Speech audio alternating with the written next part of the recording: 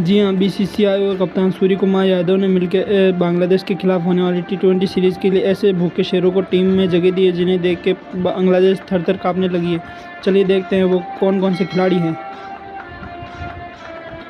कप्तान सूर्य कुमार यादव, हार्दिक पांड्या, ऋतुराज गायकवाड़, अभिषेक शर्मा, रिंकू सिंह,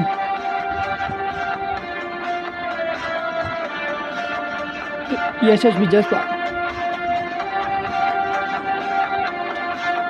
ऋषभ पंत, शिवम दुबे, ईशान पराग, अक्षर पटेल,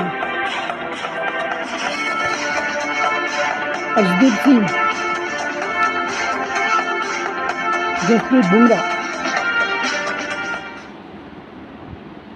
रवि बिश्नोई, आवेश खान